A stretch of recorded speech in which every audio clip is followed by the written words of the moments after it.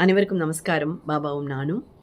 Actually போன பதிவ பார்த்துட்டு thrilling moment உண்மையிலேயே ரொம்ப எப்படி சொல்றது? நம்ம இந்த படம் பார்க்குற மாரி இருந்ததுன்னலாம் நெறைய பேர் எனக்கு ஷேர் பண்ணியிருந்தா. ஆனா ஆக்சிடென்ட்லேயே மிக கோரமான ஆக்சிடென்ட்ஸ் எல்லாம் நடந்து, உயிர் பலி, அப்புறம் வந்து உடல் உறுப்பு பலி இதெல்லாம் நெறைய நடந்திருக்கு. நானே கேள்விப்பட்டுருக்கேன். பட் பார்க்கவும் நம்ம செய்றோம். ஒவ்வொரு நாளும் பேப்பர ஓப்பன் பண்ணும்போதெல்லாம் நெறைய விஷயங்கள் கண்ல தட்டுப்படும் போதெல்லாம், நான் வந்து சுவாமிய தான் வேண்டிப்பேன். "சுவாமி இதெல்லாம் குறைச்சு குடுங்கோ. என்ன தலையெழுத்து இருந்தாலும் அது ஒரு நிம்மதியான இறப்பா இருந்தா நன்னா இருக்கும்." அப்படின்னு சொல்லி எப்பவுமே பிரார்த்தனை பண்ணுவேன். இன்னொரு முக்கியமான விஷயம் என்னன்னா, ஒவ்வொரு ஆம்புலன்ஸ் போகும்போதும் இது எனக்கு சின்னதுலேருந்து பழக்கம் உண்டு. என்ன கிராஸ் பண்றதுன்னா, "அவ கூடவே இருங்கோ பாபா. அவள காப்பாத்துங்கோ. என்ன நிலைமையில யார் இருக்கான்னு தெரியாதுன்னு" ஒரு நிமிஷம் எங்க இருந்தாலும் பிரார்த்தனை பண்ணிட்டு தான் நான் வெஹிக்கிள்ல போயிட்டுருப்பேன். இது ஆக்சுவலி வந்து என் குழந்தை ரொம்ப குட்டியா இருக்கும்போது, "என்னதுக்கும்மா ப்ரே பண்ற?" அப்படின்னு கேட்டான். "இல்லடா ஆம்புலன்ஸ் போச்சு இல்லையா?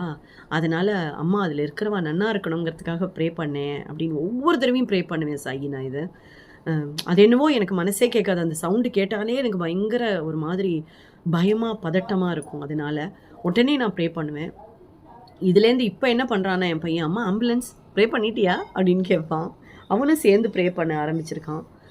என்ன பொறுத்தளவுக்கு அந்த ஒரு நிமிஷத்து பிரார்த்தனை அவள ஏதாவது காப்பாத்திடுத்துன்னா, அந்த குடும்பம் நன்னா இருக்குமே அப்படிங்கிற ஒரு சின்ன நப்பாசை தான். அதனால எங்க எந்த ரோட்ல போயின்னு இருந்தாலும் அந்த ஒரு 1/2 நிமிஷம் நான் அவளுக்காக பிரார்த்தனை பண்ணிட்டு அப்படியே கிளம்புவேன்.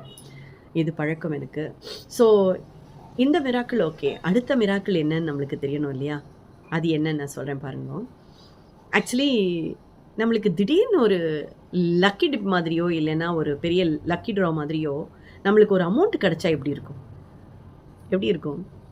செம்ம இல்ல? பீரோவ தொறக்கும்போது சும்மா கட்டு கட்டா பணம் இருந்ததுன்னா, நெறைய பேருக்கு இப்போ ஹை! அப்படின்னு தோன்றது இல்ல. சர்ப்ரைஸா இருக்கும் இல்லையா? ம். ஏன்னா, நம்மளுக்கு தேவைகள் நெறைய இருக்கும். அப்போ நம்மளுக்கு அது மீட் ஓவர் பண்றதுக்கு கஷ்டம் இருக்கும். ஆனா, அந்த மாரி ஒரு மொமெண்ட் வந்து ரீசென்ட்டா வந்து நம்ம உண்ணாமலை சாய்க்கு நடந்திருக்காம். கேட்டு தெரிஞ்சுக்கலாமா? கேளுங்க. அ சாய்ராம், ஜோதி சாய்ராம். நான் இன்னொரு அற்புதம் சொல்றேன். இத வந்து எல்லார்னாலயும் நம்ப முடியுமான்னு எனக்கு தெரியல. இதெல்லாம் வந்து எப்படி நடக்குமான்னு கூட என்னால இன்னும் அக்செப்ட் பண்ணிக்கவே முடியல. திருப்பி திருப்பி இந்த கேள்வி எனக்குள்ள வந்துட்டே இருக்குது. பாபா எனக்கு ஒரு பெரிய ஒரு அதிசயம் பண்ணி குடுத்துருக்கிறாரு சாய்ராம். என்னோட சிஸ்டருக்கு வந்து நான் ஒரு 15,000 குடுக்க வேண்டியது இருந்தது. எனக்கு மனசு ரொம்ப உறுத்திக்கிட்டே இருந்தது. 15,000 குடுக்கணும், குடுக்கணும். நான் வந்து வேலைக்கெல்லாம் போல. நான் வீட்ல தான் இருக்கிறேன். நம்ம எப்படி குடுக்க போறோம்னு தெரியலையே!